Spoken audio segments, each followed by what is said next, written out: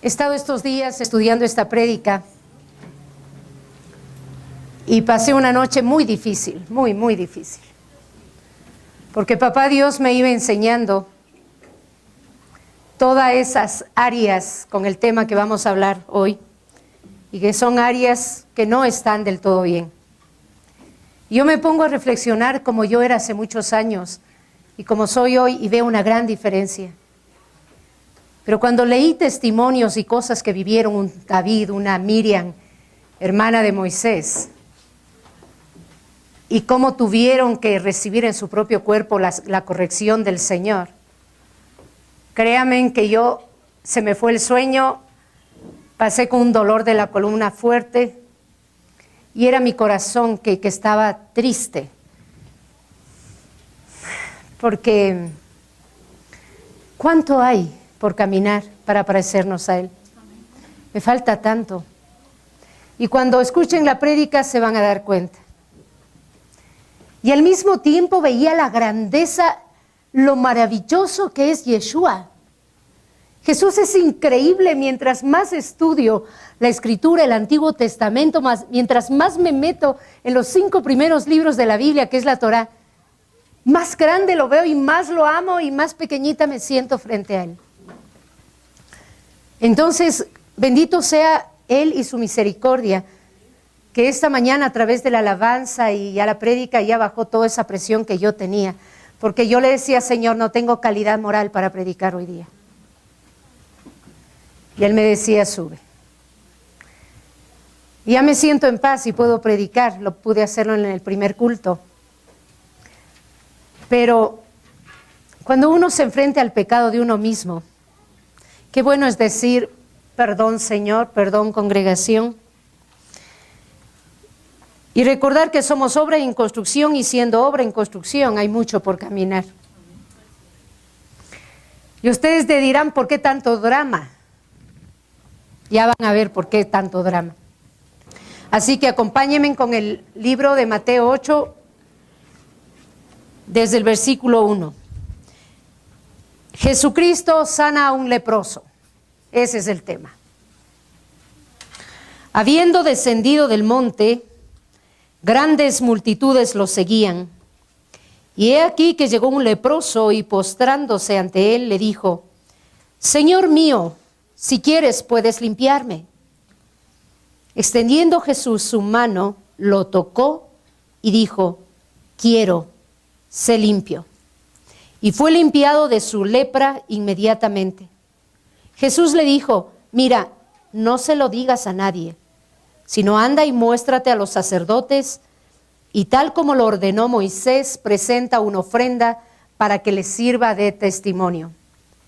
Y este mismo texto, en la versión del Código Real, dice, al descender Yeshua del monte, grandes multitudes de aquellos lugares caminaban hacia donde él se movía.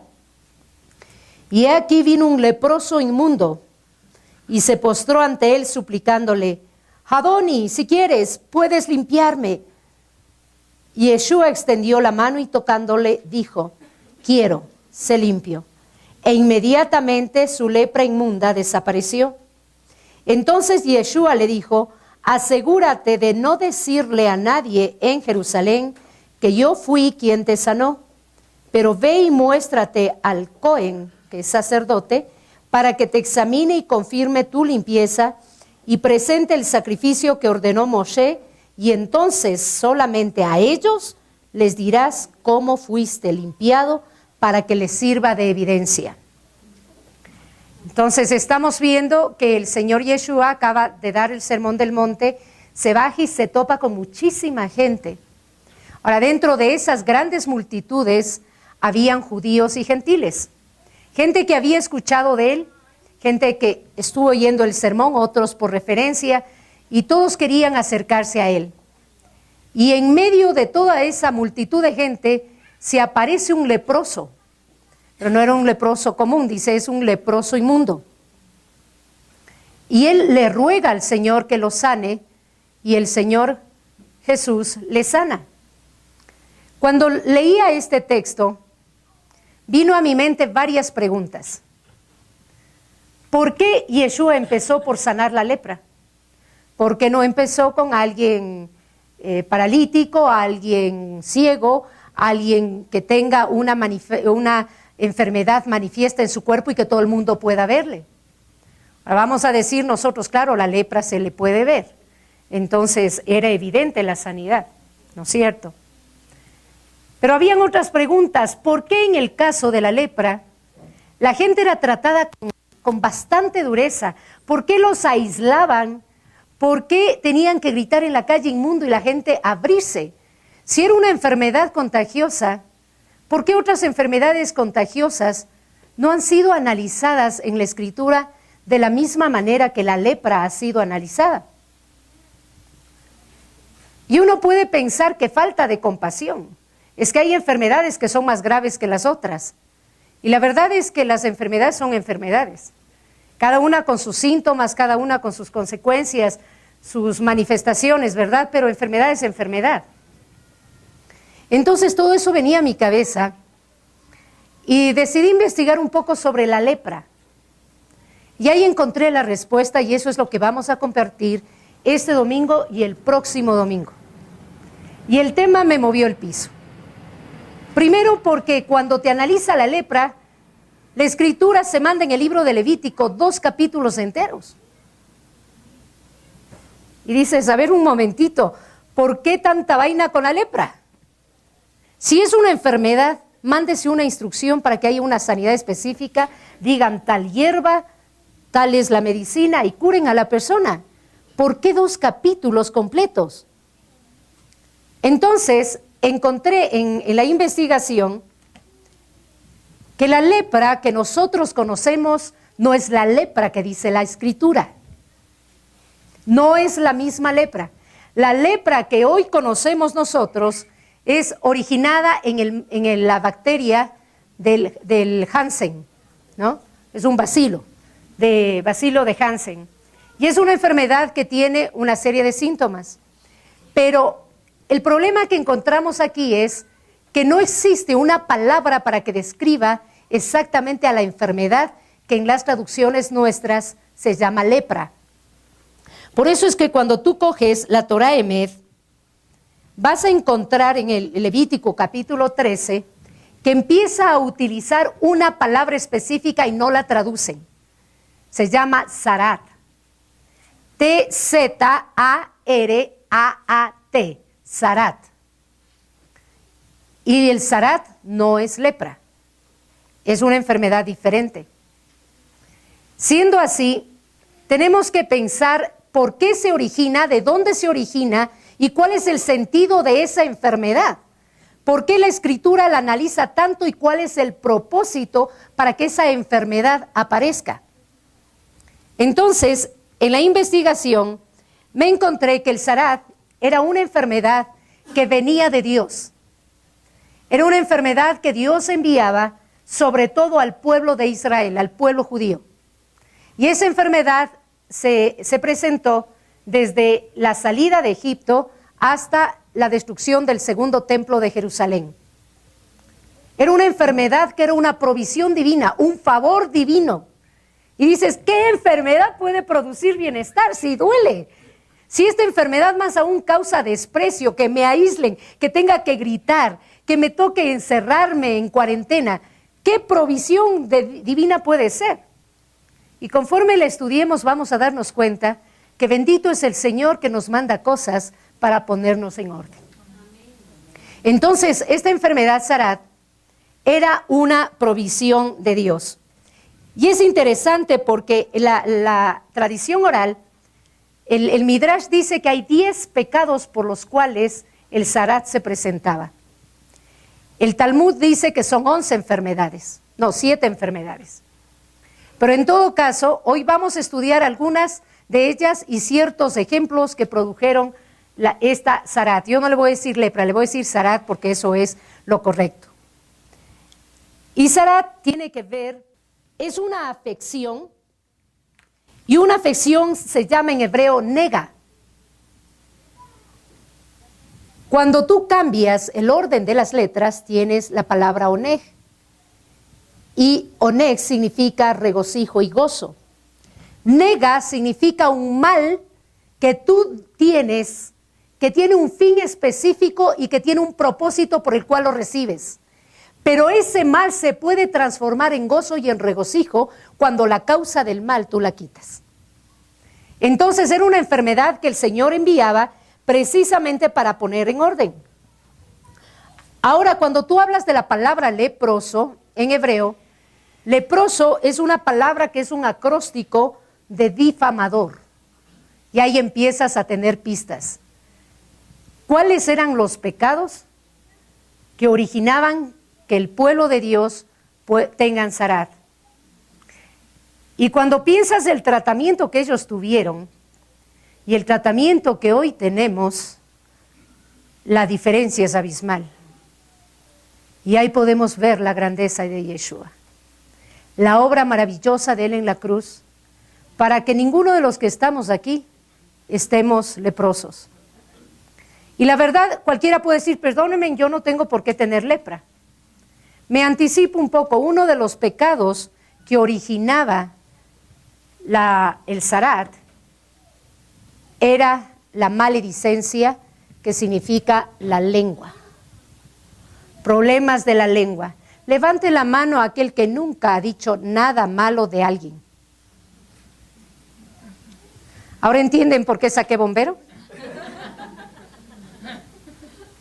Porque una palabra fuera de su lugar, así que estuviéramos leprosos, toditos, tendríamos que, yo no sé cómo entrar, cubiertos. Y la iglesia tendría que vaciarse, ¿verdad? Hasta que pase la cuarentena. Uno de los grandes pecados, la lengua. No es 40 días, son cuarentenas, ya voy a explicarles, de 7 días sucesivamente. Pero lo interesante del zarat es que el zarat es muy diferente y vamos a leer algunas cosas que dice la tradición oral y por la cual nosotros podemos tener la certeza plena que lo que nos dice nuestra traducción, que dice lepra, no es lo que está diciendo verdaderamente el texto. Vamos a prestar atención. Hay dos comentaristas que empiezan a establecer la diferencia entre lo que es el zarat y la lepra. El diagnóstico y el tratamiento de zarat, según lo ordena la Torá, no coincide con las leyes científicas. De acuerdo con las leyes de la Torá, para aquellos que no sepan, la Torá son los 5 primeros libros de la Biblia, Antiguo Testamento. De acuerdo con las leyes de la Torá, si dentro del área afectada por la enfermedad aparece una herida en carne viva, esta no constituye un signo de mejoría, sino por el contrario, un signo de impureza. Por otro lado, si la herida en carne viva desaparece y en cambio zarat vuelve al lugar, la Torá la declara como un signo de pureza. Es decir, se ve la enfermedad y sin embargo está puro. El sacerdote no examinaba los pliegues ocultos que no estaban a la vista del cuerpo del hombre afectado. Solo se le requería que examinara aquellas partes que se podían percibir fácilmente con la vista. En vez de un minucioso examen médico, según su apariencia, el sacerdote decretaba si se trataba de zarat, si la persona estaba pura o estaba impura. Antes de que el sacerdote comience a examinar la casa presuntamente apestada, todos los objetos debían retirarse de la misma para que estos no se contaminen y no se los declaren impuros. Aquí una aclaración. Lo que nos está diciendo esto es que la lepra, según nuestro concepto, el zarat, podía impregnarse en las casas y también en la ropa. Pero dices, ¿cómo? Yo pensaba que era un problema de piel. ¿Por qué tenía que ponerse en la casa y por qué en la ropa? Porque cuando el Señor enviaba zarat, mandaba en forma progresiva. Primeramente aparecía en la casa como manchas verdes o rojizas oscuras. Entonces la persona ya prestaba atención de lo que sucedía, le llamaba al sacerdote y le decía que verifique. Si eso se impregnaba en objetos de lana o de cuero, ¿qué hacían? Sacaban todas esas cosas y los ponían a la intemperie. Si hubiera sido algo contagioso, jamás hubieran puesto afuera, ¿verdad? Porque poner afuera significaba el contaminar, y eso es lo que está diciendo este texto. Así que el Señor lo hacía en forma progresiva. De entrada no te caía el hacha, te mandaba avisos.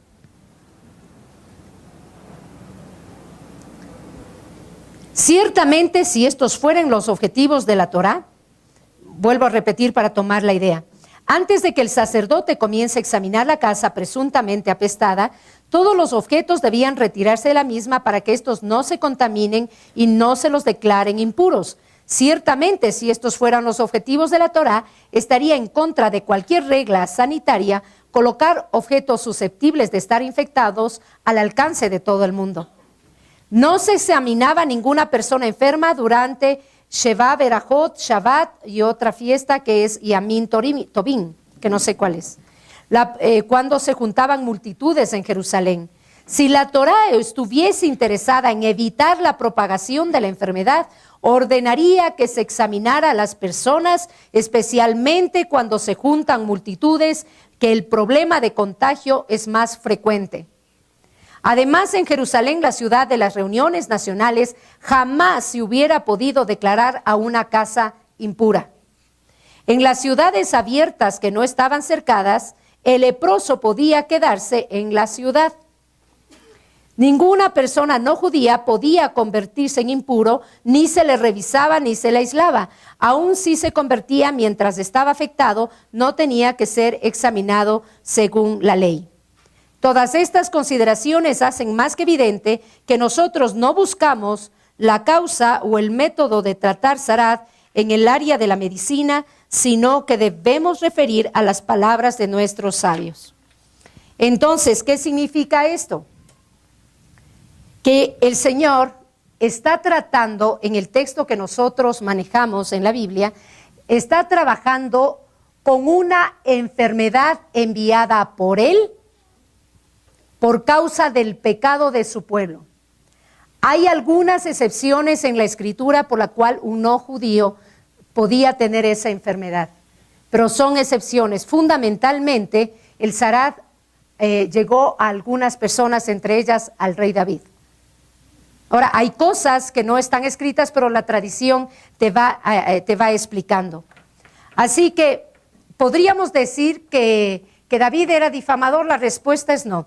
Tenemos que encontrar la respuesta en el otro tipo de pecados que son los que el texto de la Escritura está enseñando en Levítico 13 y 14. Entonces, vamos a empezar por uno de los pecados por los cuales las personas adquirían Zarat. La primera razón, servir a ídolos. La idolatría era la primera razón por la cual ellos podían aquejar de Zarat. ¿Por qué? Porque la prohibición de servir ídolos se refiere tanto a un nivel físico como mental. Una vez que una línea de pensamiento erróneo se apodera de la mente de uno, es muy difícil poderse desprender de esta. Solo medidas drásticas lo conducirán al arrepentimiento. Por consiguiente, el pecado de la idolatría era castigado con el padecimiento del Zarat, que era muy doloroso y avergonzante. Si nos ponemos a pensar en nuestra vida, cómo llegamos a los pies del Señor, un alto porcentaje de nosotros llegamos después de una crisis, ¿verdad? Porque cuando nos decían que no estábamos bien, no entendíamos. Pero cuando chupamos, ahí es cuando regresamos a ver al Señor y el dolor nos lleva a bajarnos de nuestra idolatría, de nuestro orgullo, y nos lleva a humillarnos ante el Señor. Entonces, la primera razón es la idolatría. Un ejemplo de eso lo tenemos cuando el pueblo de Israel construyó el becerro de oro, mientras Moisés subió a recibir las tablas de la ley, a escribir la Torá. Entonces el pueblo recibió Zarat. Fueron declarados, ¿qué sería? Bueno, leprosos en plural, no sé cómo decirles, zaratosos, no sé. No, ese es el primer ejemplo. Otro ejemplo es el pecado de la inmoralidad. El pecado de inmoralidad es severo, no solo por la maldad inherente en el acto mismo, sino también por los resultados que pueden engendrar. Es decir, ¿podríamos pensar que la ciencia ha creado el SIDA? Posiblemente. Pero el SIDA es un buen freno para tanta inmoralidad que hay. Un caso de Sarat que no es judío es el caso del faraón que quiso casarse y tomarle a Sara. Vino la plaga de Sarat, la más fuerte de todas. Dicen que había 24 niveles o intensidad de lepra. Y él recibió la más fuerte. Y no era judío. Otro caso, nosotros lo tenemos por asesinato, y vamos a entender un poco a 2 de Samuel capítulo 3. Y miren la razón por qué ese Sarat caía sobre la gente, sobre aquel que era asesino. Si bien el cielo puede perdonar a un asesino, su arrepentimiento y teshuvá no revivirá a la víctima. Por lo tanto, para expiar su delito irreparable, el asesino deberá padecer la enfermedad y el sufrimiento del Sarat. ¿Por qué? Porque cuando no puedes restituir, tiene que venir una sanción mayor. Ese es el problema que hay. En 2 de Samuel 3, estamos hablando del general Abner, ¿sí?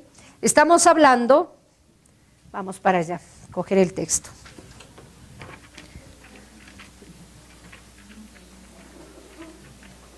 Segunda de Samuel, capítulo 3. Estamos hablando de que Saúl ya murió y se quedó al frente de la casa de Saúl Isboset, ¿sí?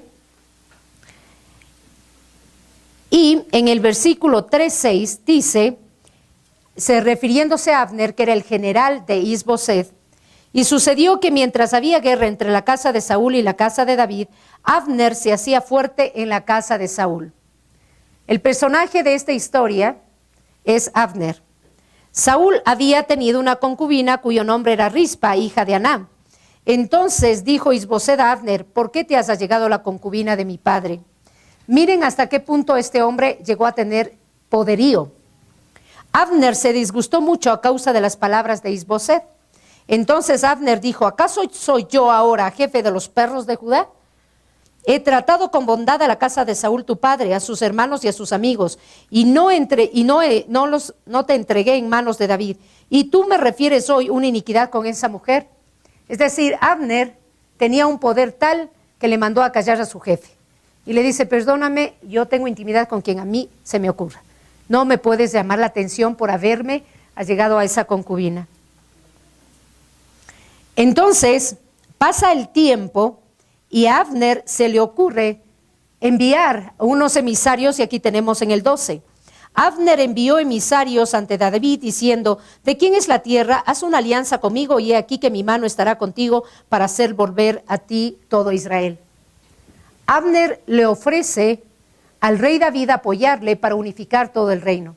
Sabía perfectamente que el ungido, el que debía ser rey, era David.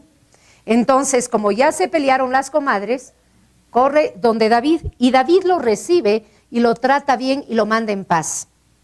Pero resulta que David tenía un general que se llamaba Joab, y eso tenemos en el 3:26. Joab no estuvo en esa reunión con David, y Joab amaba su cargo, amaba su cargo. Entonces, ¿qué hizo él? Le engaña a Abner y le dice que el rey David quería que regrese nuevamente, y en el trayecto lo asesina. Entonces, por afán, por poder, por mal corazón, decide asesinarlo.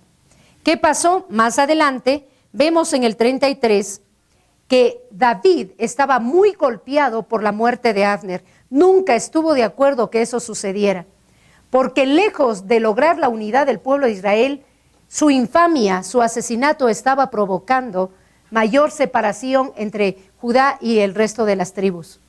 Entonces este hombre por poder se rayó y le mató al general. Y sepultaron, dice el 32, a Abner en Hebrón, y el rey alzó la voz y lloró ante el sepulcro de Abner, y también lloró todo el pueblo. Y el rey entonó esta elegía por Abner diciendo, ¿había de morir Abner como murió Nabal? Tus manos no estaban atadas y tus pies no estaban encadenados. Uno que cae delante de los hijos de iniquidad, y de nuevo todo el pueblo lloró por él. Es decir, David no tenía obligación de ir a ese entierro, porque los reyes no tenían obligación de ir. Pero él se va al duelo y llora y se rasga las vestiduras en señal de que él nunca aprobó lo que hizo Joab. Y gracias a la actitud sabia de David, evitó que las divisiones, las peleas entre las dos casas, la de Saúl y de David, se fueran intensificando. Y aquí dice más adelante que el pueblo aprobó lo que el rey David estaba haciendo. Entonces, dice que, miren lo que dice la tradición oral. David maldijo a Joab. Eso no está escrito en el texto que nosotros tenemos. David maldijo a Joab y a sus descendientes con 5 maldiciones, entre ellas que en la casa de Joab siempre haya alguien que padezca zarat. Esta maldición fue el castigo merecido por el pecado de Joab, ya que zarat es la retribución divina por el derramamiento de la sangre. Ahora imagínense la cantidad de abortos que hay. Millones estarían leprosos. Es derramamiento de sangre. Así que una de las razones por las cuales recibían zarat era también por asesinato. Vimos la primera era la idolatría. La segunda, el asesinato. La tercera, ¿la qué? La inmoralidad. Y la tercera, el asesinato. Han estado despiertos, qué bueno. Luego hay otra que se narra en Primera de Samuel 17 y tiene que ver con las blasfemias contra el nombre del Todopoderoso. Cantidad de gente que se burla, cantantes rockeros de última, que matan gallinas, se beben la sangre y maldicen al Señor con cruces invertidas y todo eso. Imagínense cómo estarían. Imagínense ustedes. Primera de Samuel 17. Cuando Saúl era rey, los judíos fueron atacados por los filisteos. Y Primera de Samuel 17 te narra el enfrentamiento entre David y Goliat. Entonces, Goliat manda una expresión que fue entendida como un desafío a Dios. En las palabras burlonas de Goliat había otra alusión implícita que los judíos notaron. Cuando exclamó, elijan un hombre, él se refirió al Todopoderoso, quien es denominado el hombre de la guerra. Porque textualmente dijo, tráigame al hombre de la guerra. Entonces un ratito a Dios. Era como decir, también estoy combatiendo contra su Dios. Por eso es que David se levanta y David dice, yo vengo en el nombre de Hashem, en el nombre de él. Y lo primero que es anteponer el nombre porque él sintió la blasfemia contra su Dios.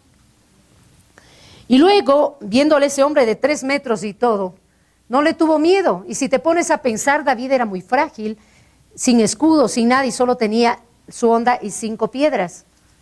Pero David tenía la certeza del respaldo del Señor, porque David sabía perfectamente que la blasfemia del nombre de él era asunto bien serio y se pagaba muy duro.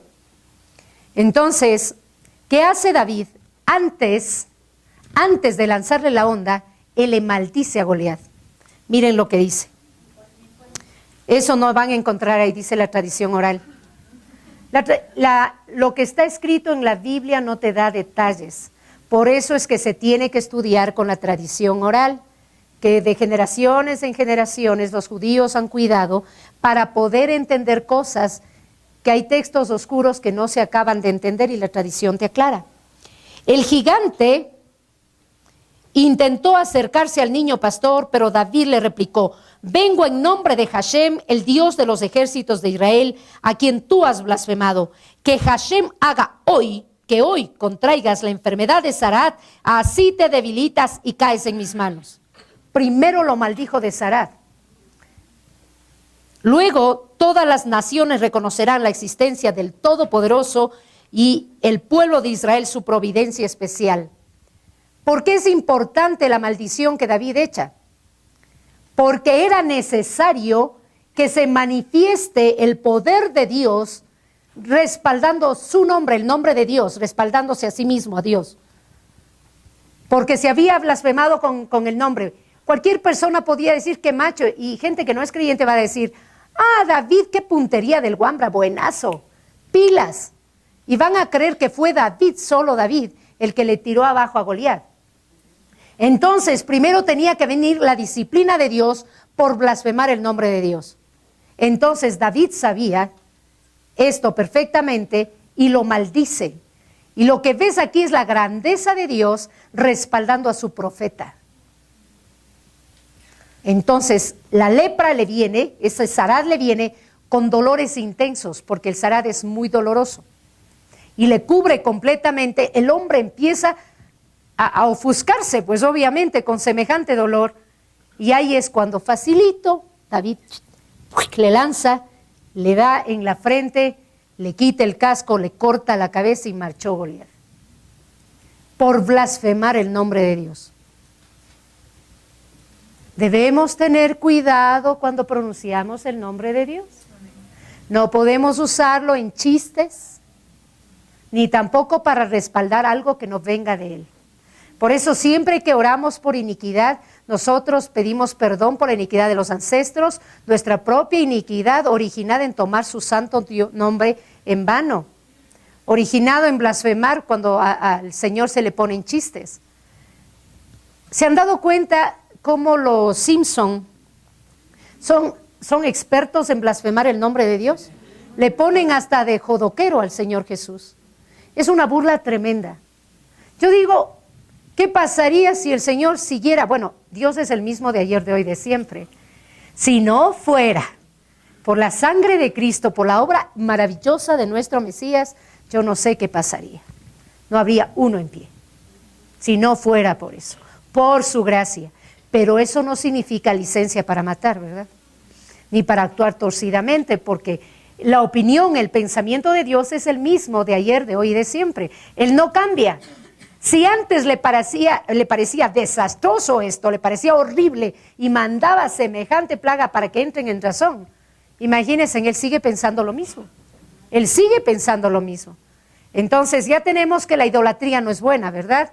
Ya tenemos, ¿cuál era el segundo? Que siempre me olvido, inmoralidad. El tercero es asesinato. El cuarto es blasfemar el nombre de Dios. No usar su nombre en vano. Hay otro que se llama, que recibían el Sarad, cuando se robaba al público. Oigan, todos los que tienen negocios. Robar al público, por ejemplo, sobrecargar el precio de los artículos que vende con la intención de engañar a los clientes. Le caía Sarad. ¿Por qué? Este crimen es castigado con la enfermedad de Sarad debido a que es prácticamente imposible reparar el daño, ya que el ladrón no sabe a quién le debe hacer la restitución. Entonces, ¿a quién devuelves? Ahora imagínense en los sobreprecios en los contratos con el Estado. Las balanzas adulteradas. Porque el Señor es un Señor de justicia. Le gustan las cosas rectas. Él considera que sí debe haber utilidad, pero no robo. No puedes hacer, la especulación no es del Señor. ¿Se dan cuenta? Si aprendiéramos a aplicar la Biblia como es, viéramos lo práctica que es, creo que la sociedad sería mejor, ¿sí o no? Sería otra cosa. Todo el mundo estaría confiado porque nadie le robaría, nadie le explotaría, le alcanzaría todo, sería diferente todo el mundo. Bueno, pero el pecado entró al mundo y con el pecado la maldad y la inteligencia o ¿cómo se llama? La astucia de los humanos, ¿no? Así que el Señor tenía que mandar disciplina. Porque su pueblo, llámese todos los que estamos aquí, estamos llamados a ser totalmente diferentes a lo que el resto es. Ahora, bendita sangre del Cordero, insisto. Hay otra razón que puede ser pintada como soberbia, pero el Midrash te dice que es porque alguien usurpó funciones que no debía realizar. Y en 2 de Crónicas 26 tenemos la historia del rey Usías. Reinó sobre Judá, fue justo y honrado, mientras Zacarías estaba ahí apoyándolo.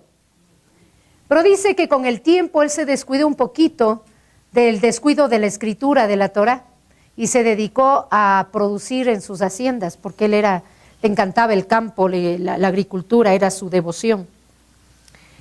El resultado fue que se equivocó en un asunto muy importante. Resulta que él quiso entrar al templo de Jerusalén a ofrecer incienso, algo que él no podía hacer y que solo le correspondía a los sacerdotes, a nadie más. Entonces, miren lo que dice aquí. Él lo hizo con buena intención. Él deseaba quemar incienso en el templo de Jerusalén, creyendo que la gloria de Hashem sería alabada, ya que el rey en persona ofrecía hacerlo. El rey en persona. Es decir, ahí yo veo la soberbia, ¿no es cierto? Yo, rey, soy más que sacerdote. Pero a los ojos de Dios, el sacerdote es más que el rey, porque él elige el sacerdote, ¿no es cierto? Él eligió a Aarón y su casa. En realidad, si uno no es sacerdote, no puede realizar este servicio. Cuando entró al santuario con este objetivo, el sacerdote Osías, junto con otros 80 sacerdotes importantes, se levantaron en protesta. No es que lo permitieron. Se pusieron al frente y le dijeron que no podía hacer eso. Tú, Usías, no debes ofrecer incienso a Hashem, replicaron. Solo un sacerdote que es descendiente de Aarón y que está consagrado puede hacerlo. Deja este lugar, está sobrepasando tus límites. El rey Usías se enojó y estaba a punto de proceder. A pesar de este reproche, de repente su frente se llenó de manchas blancas, características de la temida enfermedad de Sarat. Esto fue el castigo divino, evidente, y Usías reconoció la mano del Todopoderoso. Dejó el templo de Jerusalén y vivió apartado de la ciudad. Debido a que nunca se curó de la enfermedad de Sarat, quedó aislado hasta el día de su muerte y no fue enterrado en la tumba de los reyes. Es decir, la vergüenza fue mayor. ¿Por qué nunca fue declarado puro? Porque nunca se arrepintió. Porque el proceso del Sarat era manchas, después de erupciones, eran 3 partes, permítanme. Cuando una persona, estoy en Levítico 13, Hashem le habló a Moshe y a Aarón para que transmitan al pueblo. Cuando una persona tuviese en su piel una seet, mancha blanca, una zapajat, decoloración, o una bajeret, erupción, y se transforma en Sarat, será llevada ante Aarón, el sacerdote principal, o ante uno de sus hijos, los sacerdotes. El sacerdote deberá observar la afección en su piel. Si el pelo en la zona afectada se puso blanco y la afección penetró su piel, es Sarat. El sacerdote deberá examinar la afección y declarar impura ritualmente a la persona afectada. Si hubiese una bajeret blanca en su piel y la afección no haya penetrado la piel, ni el pelo de la zona afectada se haya puesto blanco, el sacerdote pondrá a esa persona en cuarentena en una casa aislado por 7 días. Es decir, ¿qué hacían ellos? Revisaban visualmente. Si le decían, puede ser que sea Sarat. Mamitico, enciérrate en tu casa, reflexiona sobre tu conducta, pide perdón al Creador y nos vemos en 7 días. El hombre se dedicaba solo a buscar la presencia de Dios, no más.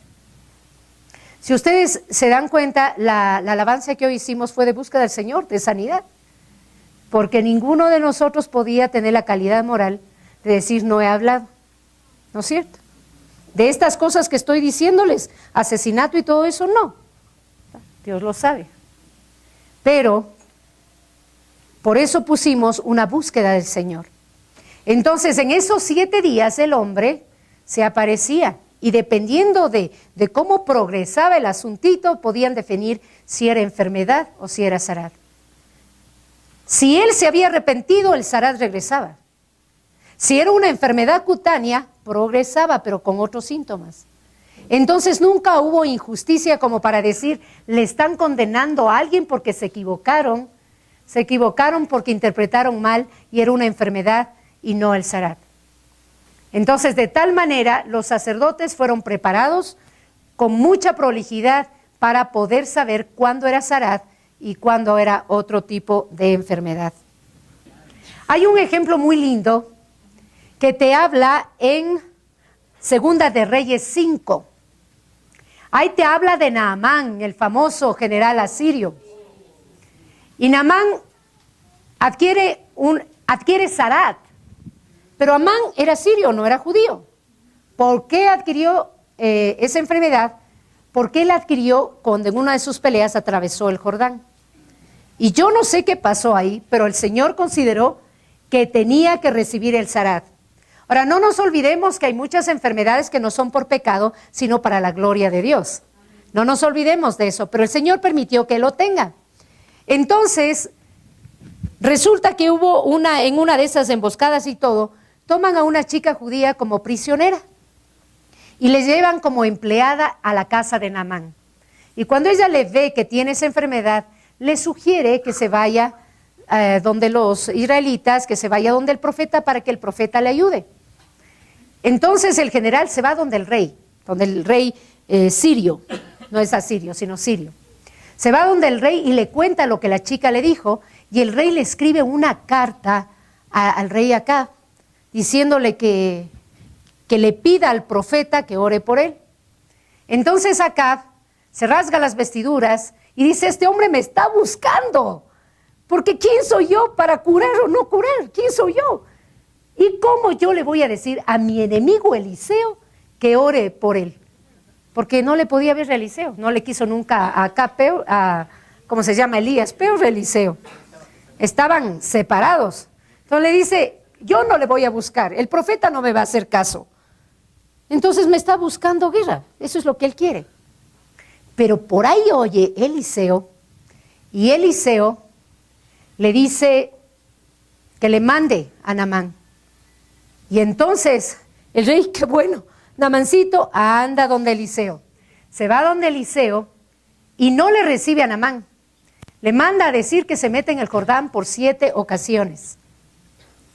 Entonces se calienta el general. ¡A mí! Venirme a decir, ni siquiera me sale a recibir. Mientras él iba cargado de montón de plata, de trajes, de túnicas y todo para regalarle al profeta. Y entonces Eliseo había dicho: este hombre tiene que saber que hay profeta en Israel. Y esa es la clave. Estaba separando la parte del rey que no tenía el favor de Dios con el respaldo que Dios le daba como profeta. Y le estaba diciendo que realmente yo no te voy a curar. Quien te va a curar es Hashem. Entonces sale un decreto de mi boca declarando que tú eres sano. Y así todos sabrán que hay un Dios sobre Israel. Aunque el rey haga tonteras, hay un Dios sobre Israel. Entonces, molesto, se fue y se metió 7 veces en el Jordán. Ahora, una cosa interesante que explica la tradición oral es que Eliseo indagó en la escritura para saber qué hacer con Naamán. No es como el caso de la palabra de ciencia, que viene el mensaje del Señor ahora, gracias al Espíritu Santo, que te viene el mensaje y te dice, esta persona tiene tal enfermedad ahora, ya, ¿no es cierto? Ahí no fue. Dice que Eliseo tomó la escritura y empezó a analizar este caso. Y miren ustedes, ¿cómo es lo que él llega a la conclusión de lo que tiene que hacer con Naamán? Y un paréntesis, significa que todo aquel que pretenda ser profeta tiene que beber, comer, soñar y dormir escritura. Porque la escritura habla. Aquí no es porque yo soy gran gurú, me siento y hago mantras y viene el mensaje. No funciona así. Casa profética es esta, ¿sí o no? Significa mucha Biblia para no meter las patas. Entonces, imagínense ustedes cómo analiza Eliseo. Dice: el nombre de Naamán empieza con la letra N, la letra Nun empieza y termina con la letra Nun. De manera similar, el versículo de la Torá que se refiere, los versículos o porciones de la Torá que que se refiere a las leyes del Zarat comienzan y terminan con Nun. ¿Sí? Con la misma letra. Empieza a asociar. Naamán, Nun, Nun. Zarat, Nun, Nun. Otra parte en Números 32 dice: pasaremos armados ante Hashem hacia la tierra de Canaán, mientras que nuestra herencia puede estar al otro lado del Jordán. Entonces, este versículo asocia la enfermedad de Zarat que contrajo Naamán con el río Jordán.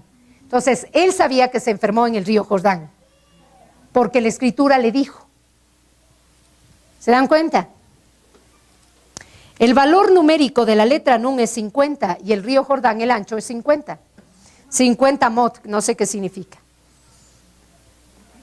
El texto de Deuteronomio 18:15 dice: Hashem vuestro Dios proclamará un profeta para ustedes. También comienza y termina con la letra Nun e implica que Naamán se curaría a través del decreto del profeta. Entonces esto respalda algo que nos está sucediendo a nosotros.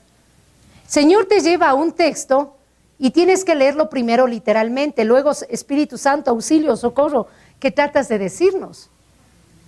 ¿Se han visto como dicen, no sé, el Señor me dio y tú lees simplemente? Yo recuerdo lo que me pasó hace años. El Señor me dio Zacarías 3 por varias ocasiones, y no entendía lo que me quería decir. No entendía nada, era bebé espiritual, estaba meses en la fe y no entendía nada. Me acerqué donde un pastor y le pregunté a él qué significaba. Que Zacarías era un sacerdote, entonces le estaba diciendo que él iba a estar al frente de la casa del templo. Y sí, era verdad. Pero decía, ¿pero por qué me habla despierta, dormida? Abro la Biblia, siempre hay. No entiendo. Pasó el tiempo y lo entendí, porque vino un hermano, profeta, que no vive aquí, sino en Estados Unidos, y él empezó a hablarme, sin que yo le diga nada, empezó a hablarme de Zacarías 3. Y Zacarías 3 era que el Señor me iba a poner como sacerdote de su casa. Y han pasado los años y miren dónde estoy. ¿Entienden? Entonces, a través de la Escritura tienes que confirmar cada palabra que el Señor te da. Así que Naamán a la final tuvo una enfermedad para la gloria de Dios. Ahí lo que es sanado de la enfermedad. Pero ¿qué pasó? Eliseo no le quiso recibir un centavo, no le recibió nada. Vaya bonitico, váyase. Pero el esclavo de él corrió atrás de Naamán y le dijo, mi señor ha cambiado de opinión. Mi señor ha cambiado de opinión, pásele nomás.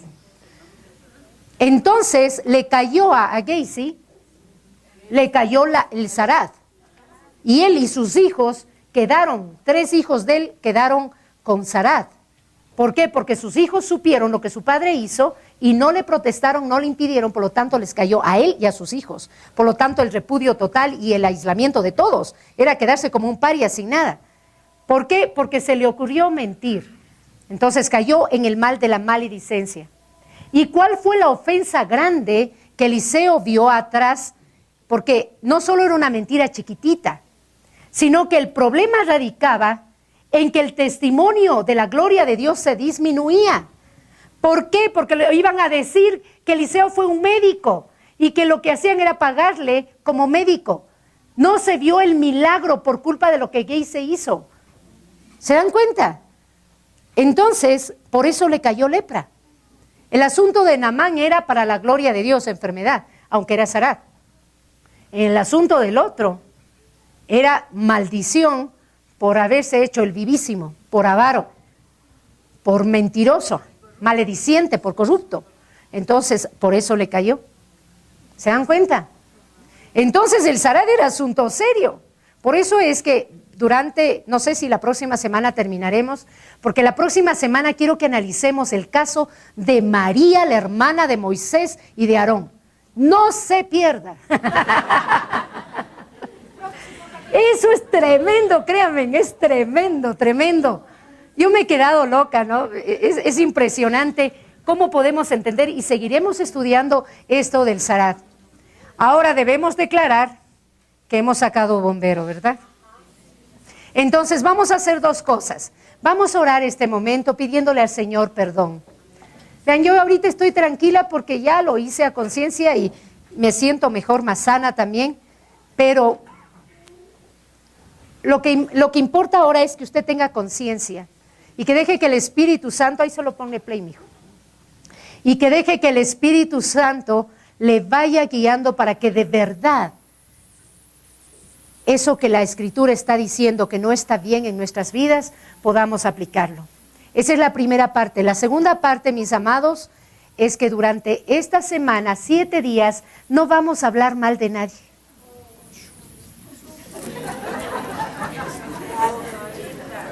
¡Qué difícil!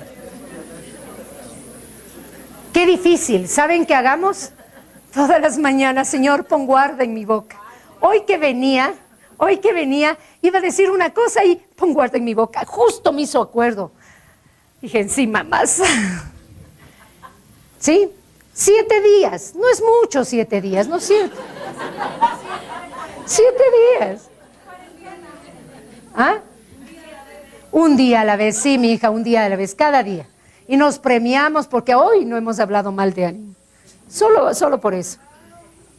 Después vamos y volvemos y topamos el tema de la Lashon Hara, que eso tiene que ver con la lengua y eso es como prepararnos para la siguiente prédica la próxima semana, que es más tenaz, porque esa sí nos golpea. La parte de asesinato no, pero la lengua, sí, aborto si es que hay, bueno, si pasaron por el PDL, pidieron perdón, el Señor ya los liberó, pero sea como sea, vamos a hacer 2 cosas, orar ahora y durante esta semana vamos a hacer un ejercicio práctico. Vean, las empresas se dividirían menos si controláramos la lengua. Las iglesias no se dividirían si controláramos la lengua. Las familias no se dividirían ni se ofenderían si controláramos la lengua. Así de simple. La próxima semana les leo una parte que dice en el discurso de Hashem relacionado con la lengua. Interesante. Oremos, amados. Bendito, santo y poderoso Dios. Te damos gracias porque a través de la Escritura tú nos enseñas muchas cosas. Hoy quieres que entendamos la gravedad de algunos pecados. Sabemos que todos están mal, pero lo que tú quieres es que tengamos presente tu misericordia, tu bondad, el favor recibido a través de Yeshua HaMashiach, de Jesús el Cristo, el Mesías. Porque gracias a Él, nosotros no hemos tenido afecciones muy grandes, aunque muchas de nuestras enfermedades obedecen a nuestros pecados de lengua, a nuestra vanidad, altanería o a veces a la envidia, al resentimiento. Es verdad, el cuerpo se afecta cuando el espíritu no está bien. Pero Padre, en el nombre de Yeshua HaMashiach, permítenos rogarte, Señor, que nos perdones, Señor. Que aunque nos veas a través de la sangre del Cordero, que es una cosa increíble, es una manera de protección impresionante, pero aunque nos veas a través de eso, nos perdones. Señor, hemos pecado contra el cielo y contra ti, como decía el rey David. Hemos pecado contra el cielo y contra ti. Vuelve el gozo, Señor. Que tú, Padre, puedas ayudarnos a reflexionar respecto a la manera en que nosotros actuamos, respecto a esas fortalezas que nos cuesta destruir.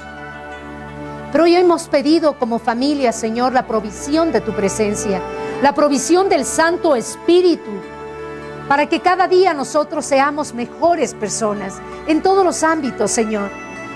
Porque muchas enfermedades las tenemos porque no sabemos hablar. Escrito está, vida y muerte viene de la lengua. Y a veces, Señor, nos alimentamos de una lengua que no es correcta. Todos como familia reconocemos, Señor. Pero también reconocemos que tenemos al más maravilloso Salvador que pudiste habernos dado, tu propio Hijo.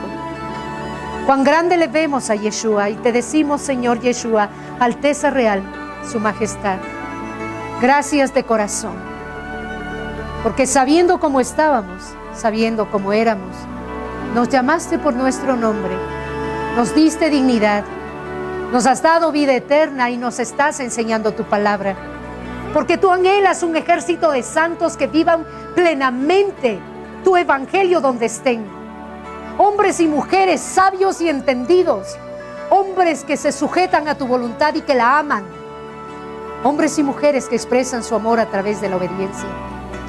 Señor, declaramos nuestra impotencia sin ti. Bendito Ruach HaKodesh, bendito Espíritu Santo, porque la convicción de pecado viene de ti. Bendito seas.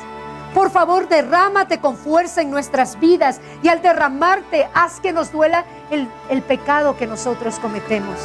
Que tengamos conciencia de eso, Señor. Porque a la final, lo que tú quieres que tengamos es una vida más llevadera, Señor. Gracias, Padre, porque en ti hay perdón. Gracias, Señor, porque la esperanza no muere contigo. Confiamos en ti, Altísimo Señor. Y te damos gracias porque no nos mandaste el Sará. Gracias, Señor. Gracias porque nos evitaste muchas vergüenzas. Pero gracias porque ese Sará y esa vergüenza se las llevó Cristo en la cruz. Gracias, amado Mesías. Gracias, precioso Dios, porque si tú no lo hubieras hecho, ¿qué sería de nosotros, Señor? ¿Dónde estuviéramos? Yo bendigo, Señor, a cada persona que está aquí, cada familia representada. Yo los bendigo con toda bendición celestial, Padre, porque tú los trajiste, porque tú quieres que escuchen lo que hoy hemos enseñado. Porque cada uno es especial para ti, cada uno es un especial tesoro, Señor. Yo los bendigo porque tú moras en cada uno de ellos. Porque tú empezaste la obra y sabemos que tú la vas a perfeccionar. Hasta que tú vengas, los vas a encontrar más hermosos de lo que son. Con más brillo del que tienen. Con más paz, con más sabiduría, Señor. Ayúdalos, por favor. Y ayúdame y ten misericordia de mí, Señor. Sin ti no podemos hacer nada. Gracias, amado Señor. En el nombre de Yeshua HaMashiach. Amén y amén.